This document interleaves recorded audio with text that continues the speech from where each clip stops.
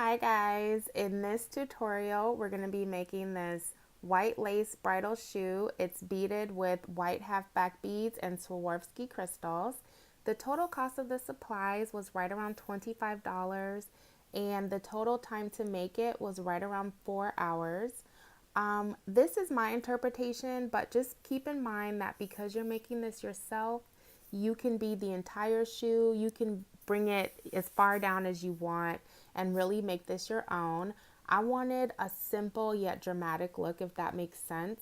So I really wanted to show off the lace by like letting some of the lace stay where it's at. And then I also left the other side of the shoe plain, but that was my interpretation. And this is something that you can really make your own. Stunning results for not a lot of money. Let me show you how I made it and let's get started. For this project, I used white open toe shoes. I used fabric tack to attach the white lace trim to the shoe. White lace trim is different from white lace fabric. How much you'll need depends on your shoe size, so I suggest that you take your shoe into the store with you so that you can figure out how much you need. To attach the beading, I used E6000 glue. And then for the beads, I used all different sizes of white halfback beads from 8, 7, 6, 5, 4, and 3 mm beads. Finally, I used some Swarovski crystals. I love Swarovski crystals. I think they're so pretty. I love the shine. If you want a less expensive option, you can always use rhinestones. The first step is to place the lace on your shoe. This is a very important step that you get right because once you've placed the lace, obviously you won't be able to switch it. And since we're going to be beading all the way around the lace, you want to make sure that it's in a place that you really, really want it to be.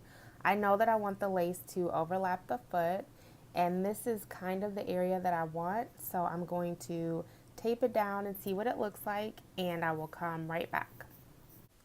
The lace trim has been secured on the shoe with tape.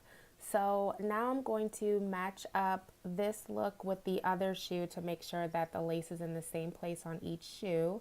And then I'm going to begin gluing down the lace trim. I do want to point out that I cut out some of the backing on the lace trim. It's my personal preference. If you plan to do that, do it before you attach the lace trim to your shoe. This is how the shoes look after the lace has been placed, and I wanted to give you a comparison. So this is the shoe that still has the backing, and as you can see, it stands a lot stiffer on the shoe. This is the shoe where I removed the backing, and it is a lot looser. So it just depends on how you want the lace to lay on the shoe and how you want the lace to lay on the foot. I am going to glue the lace trim on the shoe from the middle and then move out. So I'm going to take a little bit of glue.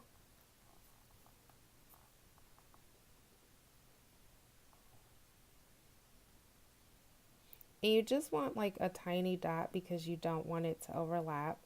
So that actually might be too much. So I'm just going to remove a little bit with this tissue.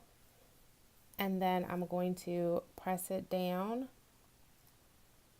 onto the shoe and hold it. And then I'm going to secure it with the tape. And I'm going to move up the shoe, up the shoe this way. And then I'm going to come back this way and secure it. I'll come right back.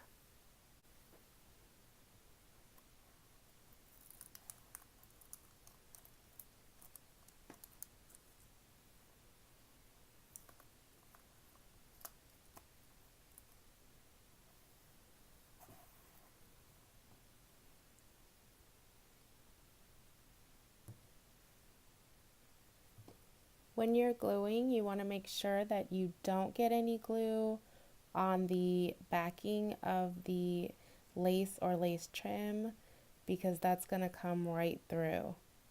And you want to really use as little glue as possible because lace can yellow and it can look crazy once the glue dries, even though it dries clear.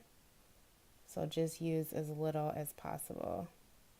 And I'm kind of smoothing it on with the tissue just to get like as thin of a layer as possible.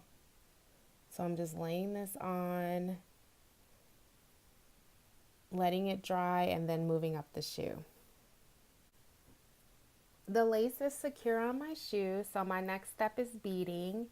And I am not sure where I'm going to start. I think I'm going to go around the perimeter and bead some of the lacing. So I'll get started and I will come back and show you the progression. This is the progression on the beading so far. I've started to bead the lace. I've added a Swarovski crystal in the center. And the important thing to remember when beading shoes like this is that what you do to one, you have to do to the other. So instead of beading this entire shoe and then going to the next one, I'm doing one portion and then moving to the next part. So I'm going to continue to bead the shoe, and I will show you what it looks like once I've completed the entire beading of the lace. This is what the shoe looks like now that the lace is complete. I love how it turned out. As you can see, I added Swarovski crystals at the top of the shoe. And then for the rest of it, I mostly concentrated on the beading. And I didn't really have an idea of how I was going to do it. I just kept beading until I felt like there were enough beads on here. This is what the lace looked like before I started beading it. And this is what it looks like after. This is another look at the lace beading. And because I didn't add a lot of Swarovski crystals, if you didn't want to incorporate that into your budget, I think you could get away with it because the lace looks really, really good with just the white beads. The next and final step for beading your shoe is just deciding how much embellishment you want to add. For me, I love how the shoe turned out, so I'm going to stop here. But if you wanted to keep going, you could definitely take the beading all the way down. You could do it right here, and you could also add embellishment on the other side of the shoe.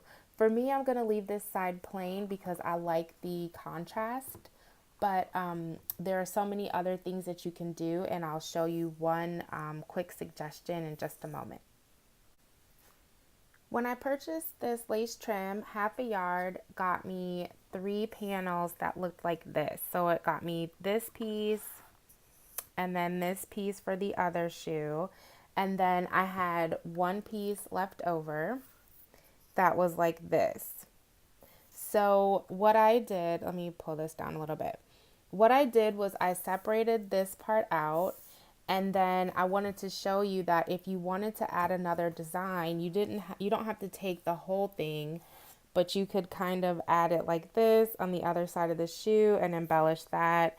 And that also adds a bit of detail to the shoe where you're not decorating the whole thing, but it still kind of brings everything together. Totally up to you, but it's definitely an option if you don't want the other side of your shoe to be completely plain. Another option of lacing your shoe would be to take the lace panel and to put it along the back and then decorate it on the side on either side. So those are just other options. You don't have to do it on the side like I did, but I just wanted to show you how I did it and how pretty it can turn out. This is the final result. I love, love, love how this shoe turned out. So far, this has been my favorite shoe to work on. Thank you so much for watching. I hope you enjoyed this tutorial. Have a great week, and I'll see you next time.